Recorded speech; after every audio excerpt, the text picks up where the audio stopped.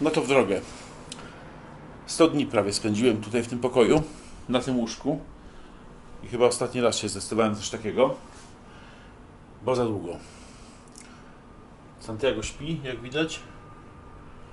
A pakowanie mi zeszło dość długo, ale i tak lepiej niż się spodziewałem. Wszystko ładnie spakowane. No i w drogę.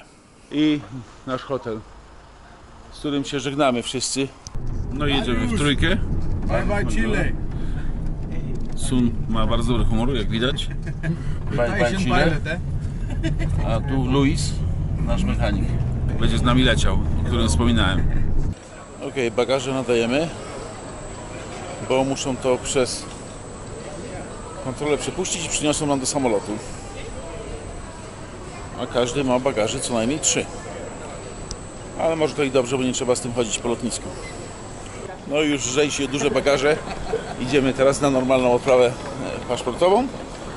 No i gdzieś do wyjścia, skąd nas zabiorą pewnie busem do samolotu, bo samolot pewnie nie będzie przy gejcie. A tu jest Arturo Benito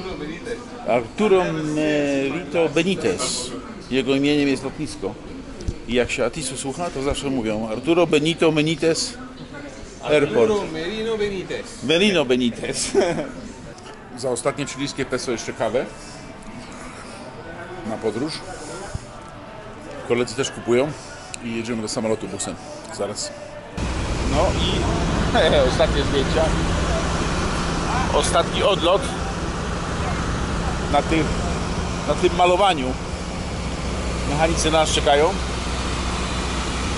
ale walizek nam nie przywieźli, tych, które nam zabrali. No dobra, idziemy zobaczyć tam w środku.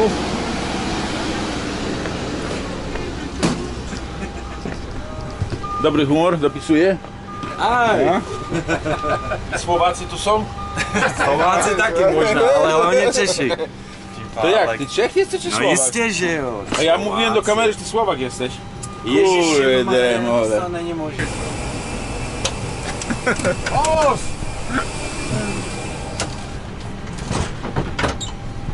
Miejsca nam nie zabraknie.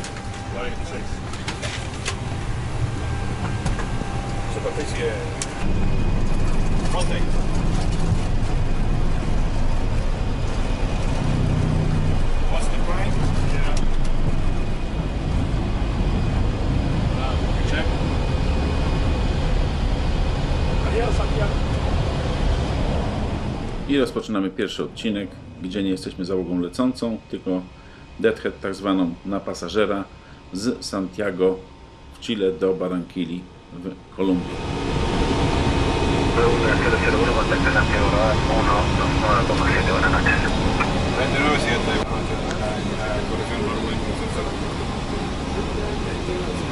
Żeby zobaczyć, co nam do jedzenia dali na długą podróż, załadowali do tylnej kuchni. Co my tu mamy? Owoce, które przed chwilą były na ziemi, mleko i takie porcje, gdzie jest też ciepła porcja i coś tam, jakieś pieczywo, takie typu rzeczy. No i jakieś ciasteczka do kawy. A nie, orzeszki. O! Azul z kofu. Café con leche, amigo. Przespałem się troszeczkę. Tak ładnie, chyba z 3 godziny. Idę sobie kawę zrobić, bo się zbliżamy do równika. Ostatnio jak przekraczaliśmy równik, to spałem. A teraz chcę nagrać z kabiny ten fakt. Także kawka i dalej. Niestety dali nam tylko takie białe kubki rakotwórcze, ja z nich nie piję normalnie, no ale to raz jeden. No i maszynę ktoś wyłączył, musi się nagrzać, żeby sobie ciepłą wodą zalać tą kawę. A jak przekroczymy równik, to śniadanie sobie zrobię. Ja wiem, że jeszcze nie ma 10, no ale będzie w pół do 10. A poza tym niecodziennie się równik przekracza. Więc jakieś odstępstwa od reguł mogą być, prawda? No, kawa zalana. Szybkie można wyłączyć. I idziemy do kokpitu.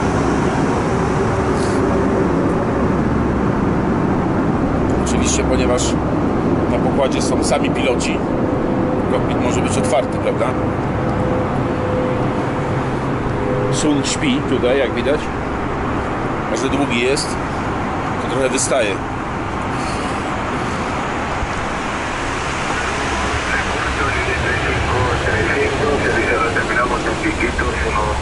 Uchwyt na kawkę. O. I zajmiemy sobie zamsycik. Manuel dowodzi tutaj teraz, a ja sobie zasiadłem, żeby zobaczyć, jak będziemy przekraczać równik. A jesteśmy na 21 minucie. Zobaczcie, jak się tu zmienia. Tu jest południe i za chwilę dojdzie do zera. Widzicie? Już jest 20, 19,8 i za chwilę przekroczymy równik. A jesteśmy nad Kolumbią. No i przy okazji, jak tu już jestem, to jeszcze powiem o tej wysokości. Tam mówiłem w ostatnim odcinku. Ostatnim, przed tym jak to nagrywam, bo tam nie wiem, jak to pójdzie czasowo. Popatrzcie, wysokościomierz ten barometryczny pokazuje nam 38 000 hitów, a GPS 40,4. No i 7, już się zbliżamy do równika i się zmieni na north, czyli północ. Uwaga.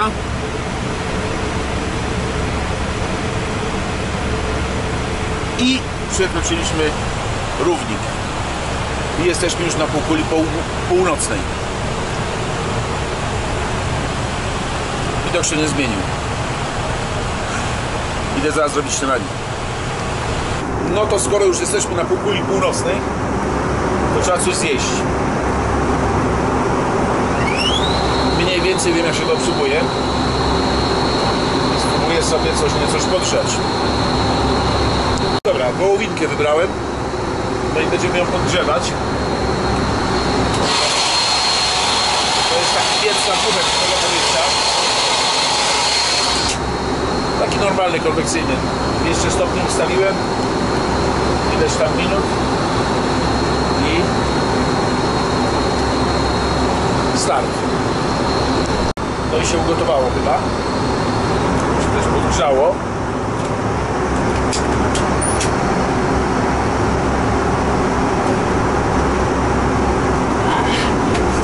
Problem, że nie mamy tacek. No ale dobra, coś tam zjemy. Znaczy tacek nie mamy i musimy w tył trzymać to, w tym kartonowym pudełku. No i usiadłem sobie w swoim biznes-klasowym miejscu, prawda? W rzędzie ewakuacyjnym, gdzie jest więcej miejsca. Będziemy spożywać śniadanie. Oczywiście, jak mówiłem, nie mam doświadczenia, za mało podgrzałem. Podchodzimy już do lądowania w Barakini.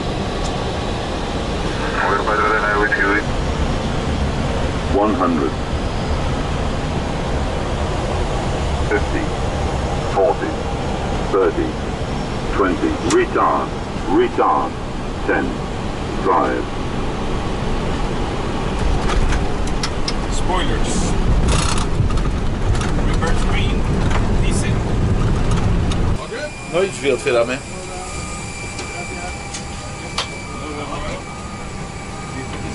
degrees? 30 degrees outside, yes. Luis sprawdza samolot. Jaki mają ciekawy ciągnik. What? Patrzcie, jak bojowo wygląda. Takiego jeszcze nie widziałem. Komitet powitalny widać, jak widać, dość liczny. Pies będzie przeszukiwał nasze bagaże. No dobrze. Tu jest tak bardzo wilgotno, że bardzo dużo wody produkuje system wentylacji. Tam ścieka ta woda. No i tam Luis robi przegląd samolotu. Paszport? A to jest załoga, która teraz będzie lecieć do Islandii przez Ottawę. I my się z nimi tutaj zmieniamy i idziemy nasze bagaże przez kontrolę celną przepuścić i mam nadzieję do hotelu sprawnie. Jesteśmy na odprawie takiej w terminalu, gdzie biznesowe się lot odprawia. Zobaczcie, jaki mają fajny wieszak. Samolocik taki. Bardzo mili ludzie. Czekamy jeszcze na paszporty. Proszę, nawet mają pokój zabaw dla dzieci tutaj. Normalnie, elegancko. Jakieś tam drobne przekąski, zimna woda. Okej, do hotelu jedziemy taksówką. Ledwo się pomieściliśmy z bagażami. Sun tam siedzi. Cargo. Okay. Tuk-tuki tu mają, takie jak w Indiach. Jak widać, motoryzacja troszeczkę inna niż w Chile. Bardzo kolorowe autobusy, jak widać. I ciężarówki takiego amerykańskiego typu.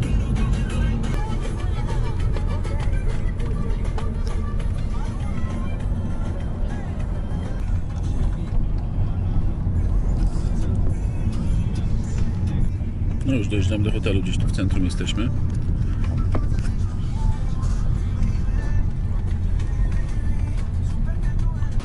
No w końcu dotarliśmy. Four Point Bar Sheraton hotel.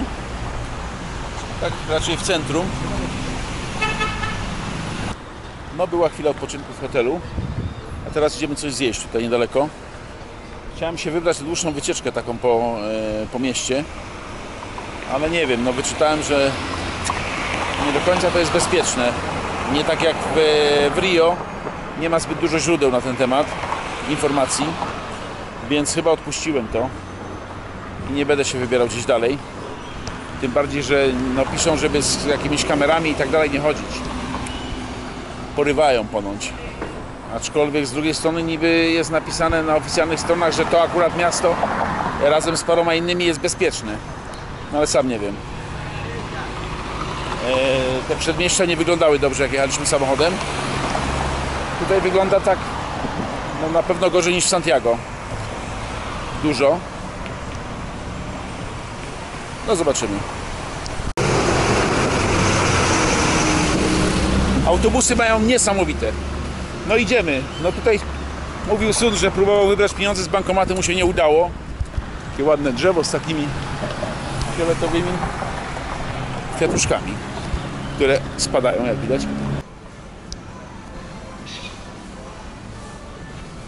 Taki ładny domek z takimi oczkami wodnymi. Nie wiem, co to jest.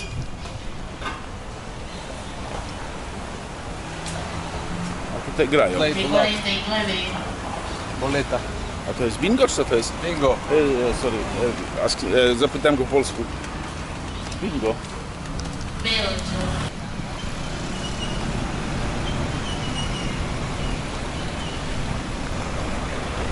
Te busy mnie fascynują. Niesamowite są. A proszę, jaka to fontanna przed centrum handlowym.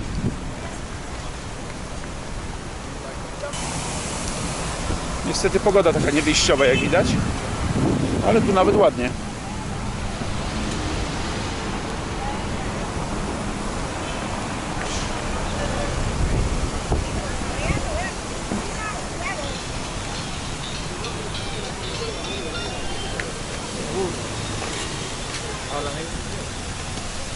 Klasyka. A centrum handlowe jak centrum handlowe. Czyli wszędzie to samo. Menu jest takie dość ciekawe. Jakąś wziąłem zupę taką, nie wiem, z kukurydzy, z jakiegoś mięsa i jakiś taki miks na talerzu jakichś lokalnych potraw.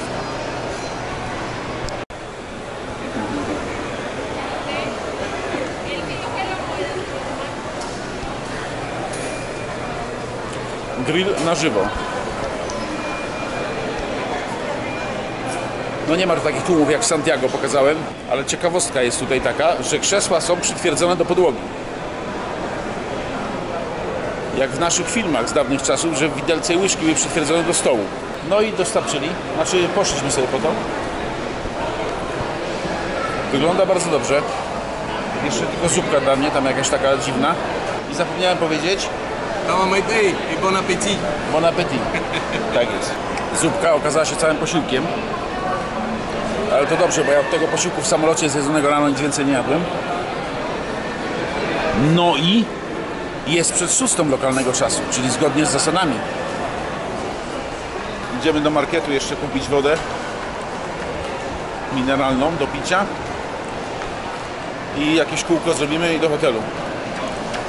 A, nie wspomniałem, jedzenie było bardzo dobre. W Santiago tak nie było, tutaj było masę takich miejsc z lokalnym jedzeniem i naprawdę bardzo dobre. Takie smaki i potrawy, których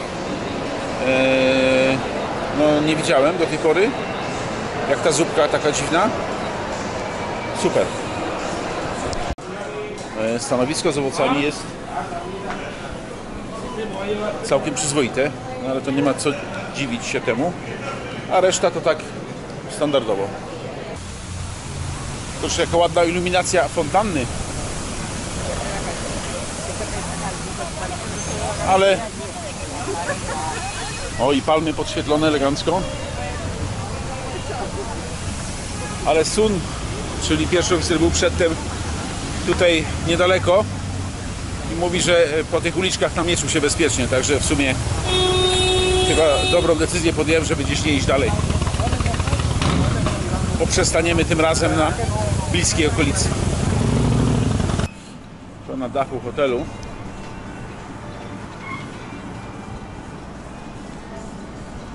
Jakiś taki mały basenik, bar nieczynny i widok na miasto troszeczkę. Śniadanko w nowym dniu, nawet przyzwoicie wygląda, podzielone na jakieś takie stoiska. No już spakowany, jedziemy w drogę, następne odcinki 2 do Ottawy i później do Keflaviku. Ktoś tam pytał o dokumentację na Instagramie, co to za dokumentację trzeba przejrzeć. No sam ten e-mail na ten lot to jest chyba 12 plików, no bo tam jest troszeczkę takich rzeczy, których się na co dzień nie używa. Plus jeszcze tak do przypomnienia informacje z OMC, czyli z takiej instrukcji operacyjnej odnośnie dróg lotniczych i tak dalej. Także jeszcze w taksówce troszeczkę tam pooglądamy. No i z hotelu jedziemy. Są już... Hey, Hey. let's go, eh? Let's go, my friend. Yes, of course. Okej. I jakieś pół godziny drogi na lotnisko. Samolot jest też pół godziny od tutaj Barranquilli. Także mniej więcej wszystko zgrane w czasie. No i dojechaliśmy na lotnisko. Samolot akurat przyleciał, z tego co widzimy, bo stoi już. Także obsługi nie będzie w czasie chyba. No i jedziemy do naszego samolotu. Tutaj stoi, czeka na nas. Już zatankowany. Także jak tylko dostarczą nam paszporty z powrotem, sprawdzimy, czy wszystko w porządku i odlatujemy. Lima Yankee Victor Echo November, we are ready for start and push on stand for Charlie. Lima Yankee Victor Echo November, Roach, pushback, approve, temperature 30, stand by for your taxi with follow me, stand by. Pushback and startup approve, Lima Yankee Victor Echo November. A tutaj jest taka bardzo ciekawa sytuacja, pomimo tego, że droga kołowania jest bardzo prosta, zostaliśmy przydzielony ten samochód Follow Me, za którym musimy podążać, ponieważ jest to płatne. I wszystkie następne odcinki już będziemy jako załoga lecąca. Na tym odcinku z Barranquilli do Ottawy pilotem lecącym jest Sun, pierwszy oficer. Rotate. How's the climb? Gira. I znowu niestety bardzo blisko były ptaszki. No, osiągnęliśmy wysokość przelotową. Przez chwilę zamarliśmy przerażeniem, bo nie sprawdziliśmy, czy załadowali nasze bagaże. Gdyby zostały w Kolumbii, to pewnie za pół roku byśmy je zobaczyli w Polsce. No i już na horyzoncie jest Jamajka. Te dwa fioletowe napisy to 2 lotniska na Jamajce. W tym samolocie są inne siedzenia, widzę takie bardziej starszego typu, takie bardziej komfortowe jakby. I tutaj mamy jeszcze jednego kolegę. Bon appetit. Okej. Na tym odcinku jest ich 4. na odcinku z Islandii do Francji będzie znacznie więcej, bo tam już ostatni, że tak powiem, lot jest na naszej trasie przebazowania samolotów. A ja wyszedłem sobie na chwilę rogi rozprostować. Sun tam zajmuje się wszystkim. No i jest następny kapitan w kokpicie. Pilotów u nas dostatek. No właśnie mijamy Jamajkę. Myślę, że będzie widoczne tam na tym szerokim obiektywie też. Lekki zakręt. Widać lotnisko w Kingston.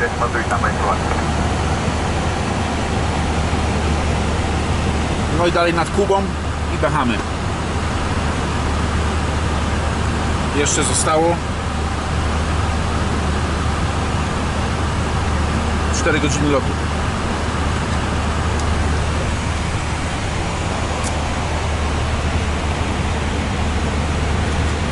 Menu tutaj mam. Bardzo rozbudowane jak na ten lot. Havana, good morning. Lima Yankee Victor Echo November, maintaining takeaway 380 Bemol Point. Lima Yankee Victor Echo November, buenos días, Requeca, Opening People. Alfred, Lima 380 maintaining. Lima Yankee Victor Echo November. Havana. Kuba. Nie wiem, czy widoczne na kamerze, ale jest. Miami, good morning. Lima Yankee Victor Echo November. Maintaining takeaway 380, squawk 2305. Namo, Berek.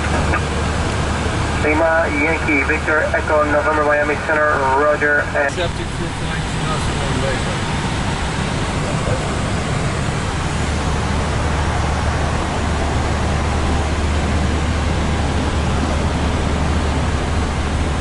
125.7.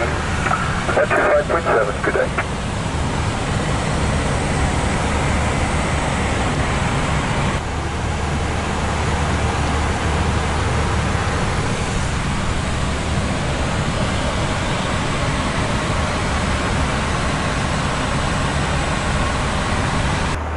Właśnie wlatujemy na teren Stanów Zjednoczonych. Ja mam chwilę przerwę obiadową. Grzeje mi się ciepły posiłek. Towarzystwo śpi. No i wlecieliśmy nad terytorium Stanów Zjednoczonych. Piękne chmurki. Zobaczcie, ile lotnisk mają i jak dużo jest w bazie danych tutaj. Pogoda piękna i chyba tak się utrzyma aż do Kanady, aczkolwiek tam w prognozie jest odrobina zachmurzenia i wczoraj padał śnieg. Także miejmy nadzieję, że będzie biało, zobaczymy trochę śniegu. Washington, this is Lima Yankee Victor Echo November, maintaining protocol 390 direct Alfa Romeo Tango. Southwest 493 to set a maintain level 300. 300, 493. Lima Yankee Victor Echo November, Washington, Roger. 100.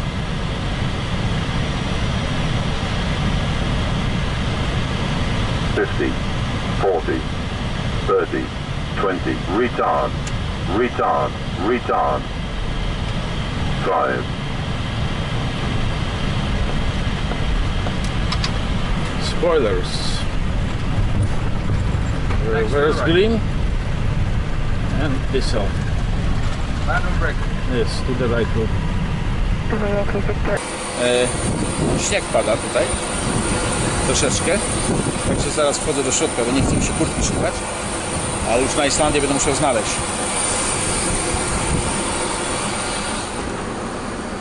Ale temperatura około zera, także bierzemy paliwo i w dalszą drogę, tak szybko jak się da, żeby jak najszybciej na Islandię dolecieć. No i w końcu śnieg widzę. I to nawet sporo go tutaj mają. No, narkotyków szukali i tak dalej. Kazali nam wyjść z samolotu. Teraz bardzo, ale to bardzo wolno tankują. Także jak zwykle jest jakaś godzina opóźnienia. Niestety. Okay, 2. And start number 2.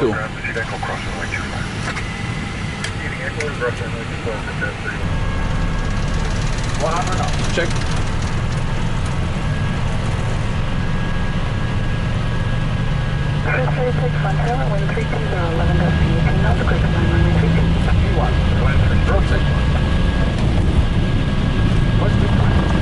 Get up.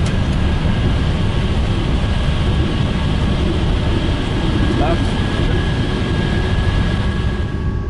Drugi odcinek z Ottawy w Kanadzie do Keflaviku na Islandii. Pilotem lecącym jestem ja.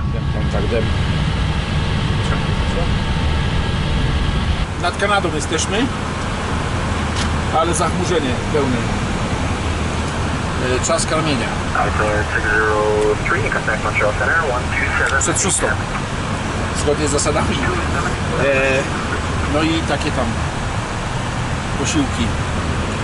Ale inne porcje niż mieliśmy tam latając w Santiago. Dali nam takie bardziej wypasione. Bo tutaj niestety w tej linii tak średnio było z jedzeniem, ale nie było najgorsze. Także kolacyjka i wszyscy się tu modlimy o to, żeby były silne Northern Lights, zorze polarne. Jest na to nadzieja, dlatego że ktoś sprawdzał przewidywania i były jakieś silne rozbłyski na słońcu, także myślę, że uda się nagrać zorze polarne, jak będziemy podlatywać tam pod Grenlandię. Trzymamy kciuki za to. Pojawiły się zorze polarne, zaciemnienie jest w kokpicie i oglądamy. Nagrywam film też na bardziej zaawansowanym aparacie.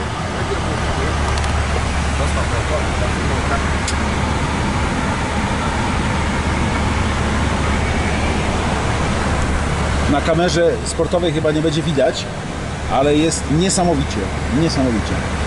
Mam duże szczęście, ponieważ to są najsilniejsze, jakie widziałem. Przez 3 miesiące latając na Islandii w lecie nie widziałem tak. I cannot believe this. I cannot believe this. I can tell you, I never saw that. Not that bright. Look on the right. Fuck. Oh. Shit. Amazing, my friend. Amazing. Justin, my camera is just picking them up like that, man.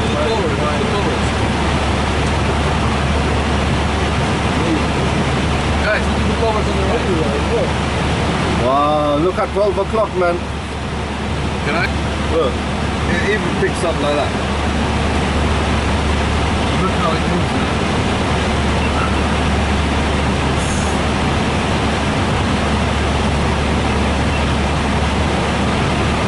Everywhere as well. Oh, it's a pink on this side. Everywhere. Covers all sky. 300. Check and continue. 200. Tutaj wezmę trochę Airbusa na przetrzymanie, ponieważ mamy bardzo lekki samolot i długi pas. 100.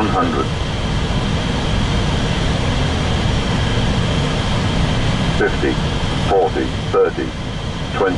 Retard, retard, retard, retard, retard, retard, retard. Spoiler.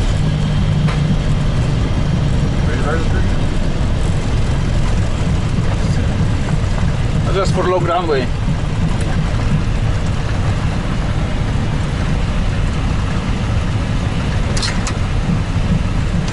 Go to the end, yeah?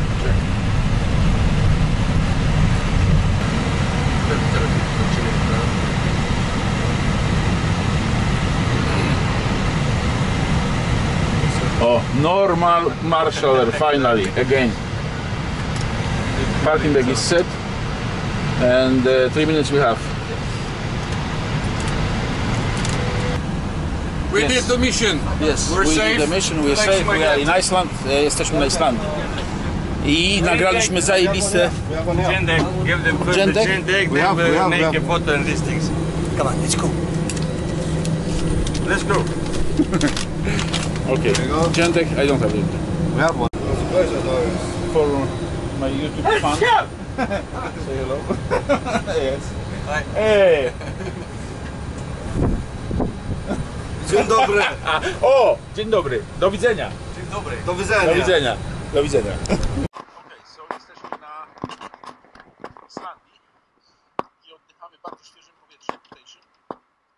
Czekamy na transport do hotelu. Oczywiście nikt na nas nie czekał tutaj.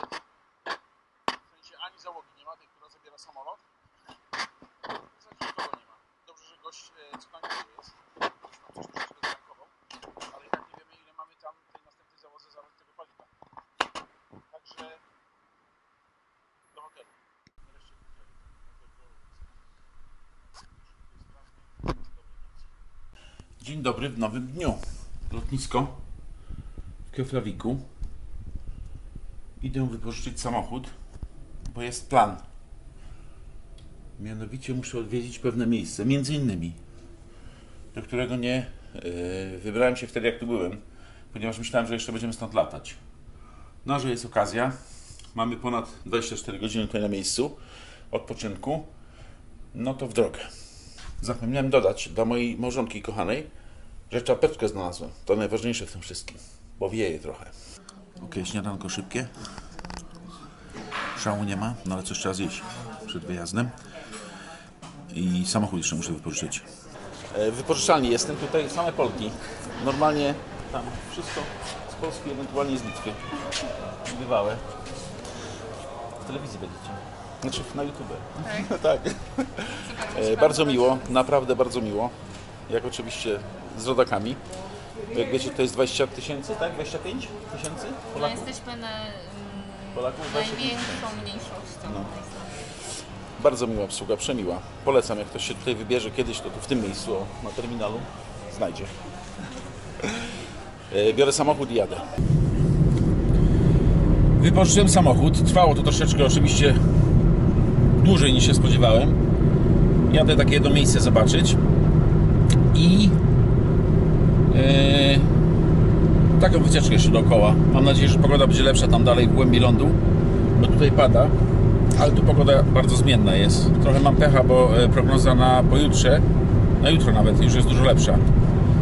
Ale z drugiej strony tutaj mówią, że jak się pogoda nie podoba, to trzeba poczekać 5 minut i już będzie lepsza. Więc miejmy nadzieję, że będzie dobrze. Islandia, jak wiecie, jest droga bardzo. Tu w tej chwili jadę koło Keflaviku, to jest taki płaski teren, takie jakby pole to lawy zastygłej dookoła lotniska i dalej w głąb troszeczkę, tam z 20 km. I dalej teren jest bardzo urozmaicony. Mają różnego rodzaju górki, łąki i tak dalej, i tak dalej. Także raz w życiu można przyjechać zobaczyć, tylko trzeba dobrze zaplanować, ponieważ finansowo może to zrujnować po prostu. Zrujnować. I to w zasadzie nie ma znaczenia, czy tam po hotelach, czy jakieś zwiedzanie tam na autostopem. Oczywiście taniej, bo wtedy transport wchodzi, ale ciągle te pola kampingowe i tak dalej, to wszystko jest w cenach dużo wyższe niż u nas, nie mówiąc o jedzeniu. Fast foody praktycznie nie istnieją tutaj, ponieważ są tak drogie, że nikt tam nie kupuje nic. Bo jak za hamburgera jakiegoś zwykłego w papier zawiniętego trzeba dać 15 euro, to jest cena po prostu abstrakcyjna, zaporowa i nie ma, jest dosłownie na palcach jednej ręki można policzyć. Więc większość ludzi się zaopatruje w sklepach, gotuje coś tam, jeśli ma gdzie, w swoich kamperach, bo tutaj wypożyczałem jako kampery takie jakby pick-upy, jak to nazwać, nie wiem, no tak jak poczta się rozwozi u nas, takie jakieś tam, nie wiem, polo, van, coś w tym stylu, 2 siedzenia z przodu, a z tyłu miejsce na materac i to się nazywa kamper. Cena w sezonie 200 euro za dzień. Są też kampery 6-osobowe, czyli po prostu bus typu jakiś transit z miejscem na 3 materace w środku. I tam 6 osób podróżuje w takim kamperze przez tydzień.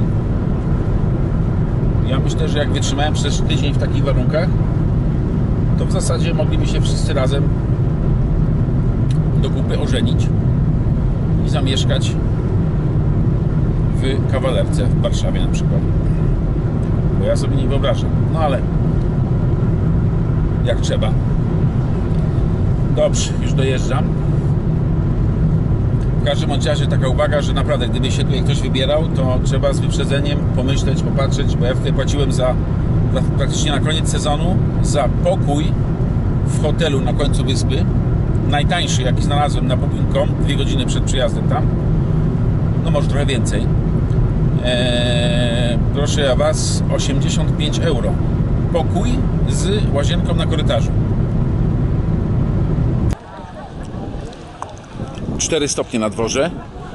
Mam nadzieję, że będzie słychać, bo złą obudowę wziąłem, ale powinno być ok. Otworzyłem trochę, bo mikrofon był zasłonięty. A tutaj 38 stopni według tego, co piszą, aczkolwiek chyba nie jest 38, a może. No i to jest to miejsce, o którym mówiłem, czyli Blue Lagoon. A Blue Lagoon to jest nic innego, tylko odpady z elektrowni termalnej, geotermalnej. Jest takich parę miejsc, a to postanowili zagospodarować i robią nieprawdopodobne pieniądze na tym. Nieprawdopodobne. To jest pełno ludzi tutaj cały czas. Jak byłem w lecie, to na zimę były niższe ceny. W tej chwili te ceny podnieśli, chyba wyrównali z tymi letnimi, aczkolwiek dają jednego drinka w cenie tej podstawowej, plus jakieś tam maseczkę. Zaraz sobie nałożę na twarz, prawda, błotną.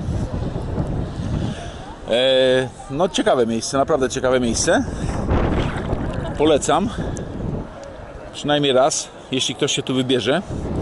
Bo ja, tak jak wspomniałem, planowałem, no i się w końcu przydarzyła okazja. Spotkałem dziewczyny z Litwy, które tutaj pracują i taką maskę zapodają, która teraz jest w cenie. Jak wasze imiona są? Andrea? Sandra i Janko z Litwy. No, pierwszy przystanek. Od drugiej strony jadę, jak poprzednio.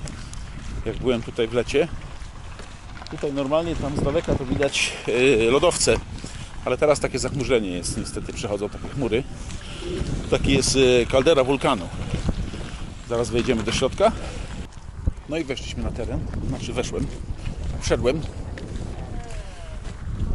A, to zaraz ciekawe. No tak, bo w sumie zima jest. Wcześniej to normalnie woda tam stała. Na dół schodził nie będę, bo nie ma czasu za bardzo. 3,5 godziny słońca zostało. Niesamowite. Tylko się można przejść tam dookoła i zejść na dół po schodach. Tam. Ale po tym nie chodzi nikt, po tym lodzie. Ale ciekawe, skały leżą na środku, czyli widać spadają cały czas z góry i się tam zbierają na środku.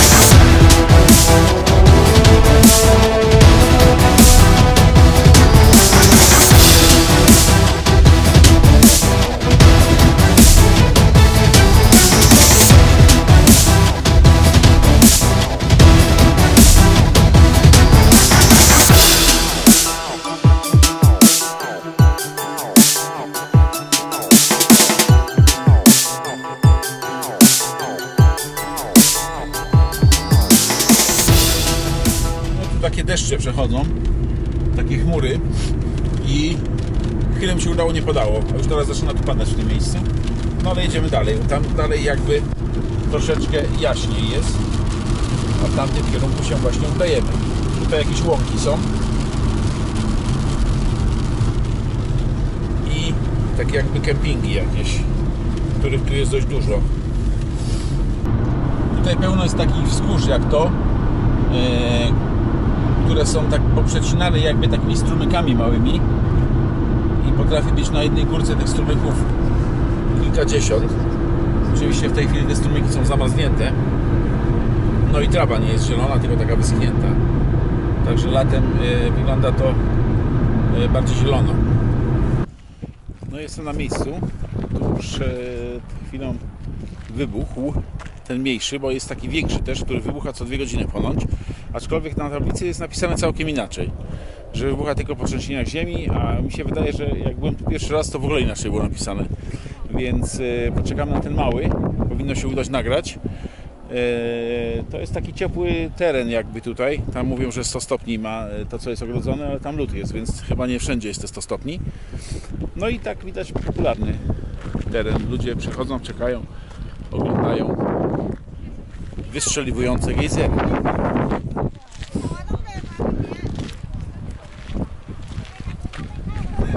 Ten mały to tak regularnie, co 8-10 minut.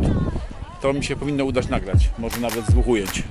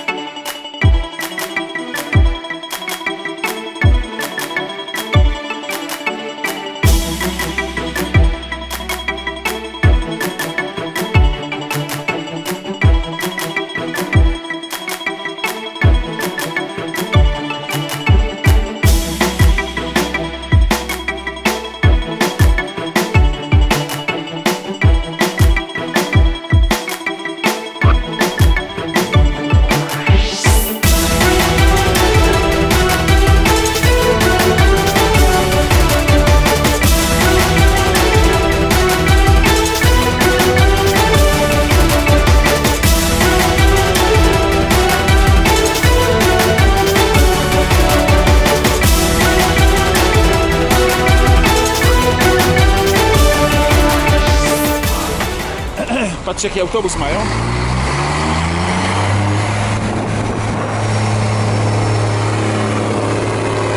Trochę bez tłumika jakby, no ale imponujący. Jej. Wodospad taki lodem troszeczkę. W lecie byłem tam na dole, ale teraz nie pójdę, bo będę cały mokry. Nie mam zbyt siłowego ubrania.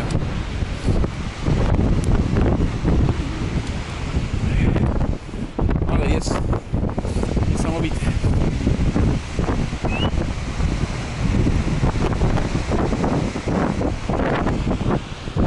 Widzę, że nie tylko ja na dół się nie odważyliśmy, tam praktycznie nikogo nie ma, gdzie w lecie było pełno ludzi. A to częsty krajobraz tutaj. Takie skały pokryte mchem. Wulkaniczne oczywiście. Tak mi się wydaje, bo specjalistą nie jestem. Ale całe kilometry takiego czegoś. Normalnie pokryte takim mchem. No już coraz bliżej Keflaviku i coraz więcej pada. Znaczy przez Reykjavik jeszcze będę jechał. Tu w tym miejscu stawałem w lecie, pamiętam. Piękny widok stąd był, jak słońce świeciło. Na to jezioro tam. No pomału się kończy dzionek. Niestety tutaj w okolicach Reykjaviku cały dzień padało. Także już nawet nigdzie nie wstępowałem i nie zdążyłem zrobić zakupów, ponieważ sklepy są czynne najdłużej tutaj ten jeden w tej okolicy, w której przebywałem także w lecie, do 20, a jest 20:20 i trzeba iść pomału do hotelu na odpoczynek.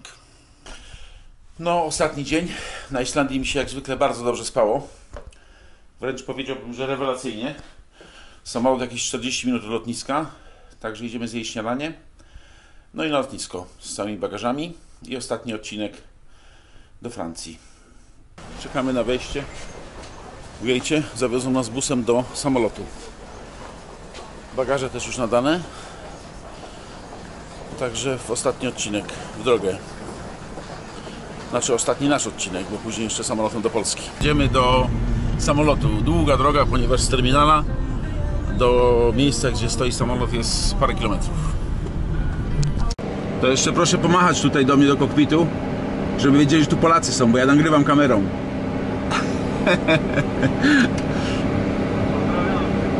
Dziękuję. No tutaj będzie nietypowa sytuacja, ponieważ zmienili nam plan lotu. W ostatniej chwili musieliśmy otrzymać nową dokumentację papierową, która jak widać przez okienko będzie dostarczona. Do zobaczenia! Do widzenia.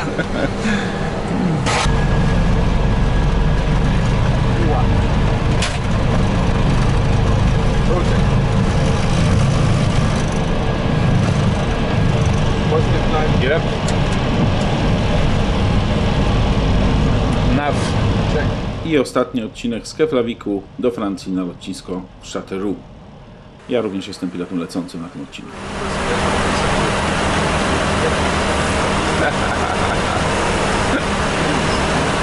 It's bright. Yes. Look how bright is it? Yeah. 9006, B90 is not available. Ostatni odcinek, wszyscy śpią, jak widać. Jeszcze zostało nam około 1,5 godziny lotu, a ja idę przygotować sobie jedzonko, bo ponoć bardzo dobre jedzonko dali nam na Islandii. Później czeka nas 2 godziny busem do Paryża. Tu z Michałem jesteśmy. To ten mechanik, co my robili opód samolot z zewnątrz. Michał jest Czech. Ja powiedziałem wcześniej, że jest Słowak, a to nieprawda. To jest Czech. Dziękuję. Jedzenia mamy na tydzień. Przesadzili trochę, ale dobrze, trudno.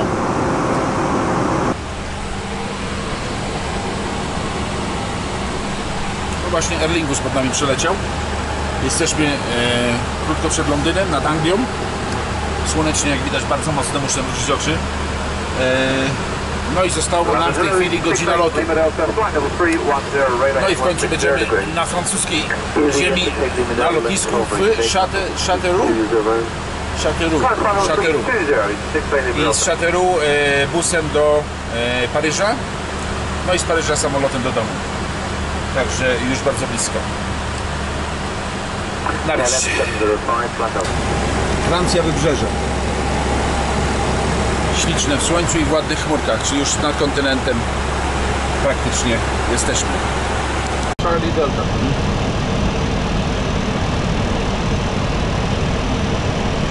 $100.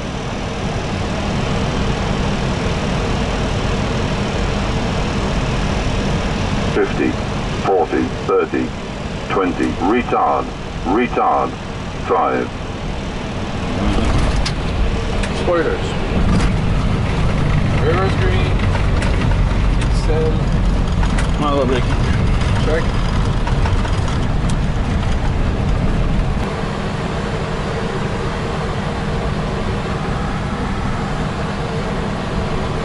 It's okay? Yep. Right side? Right side. Okay. So, parking brake is set. AP bleed. Is on. 3 minutes we have, eh? Stand by. Yes, we have. Engines off. Okay, gentlemen. Thank you. And welcome back. Thank you. That's shot from plane. Okay, you have nothing against, yeah? No. Okay, so picture? A picture on the ground. We'll make full picture for whole crew, yeah? So we are leaving. Opuszczamy samolot i tam czekają na nas już. Troszeczkę część ludzi opuściła. Kwiatów, jak wspomniałem, nie ma, ale w Europie.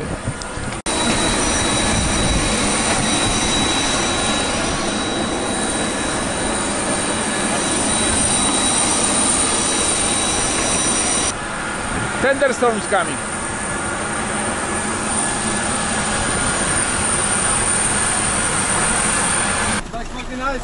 No i w busie do Paryża teraz jedziemy. 2 busy, po 6 osób do każdego weszło. Terminal 1 na Charles de Gaulle w Paryżu. Za 2 godziny odlot do Warszawy.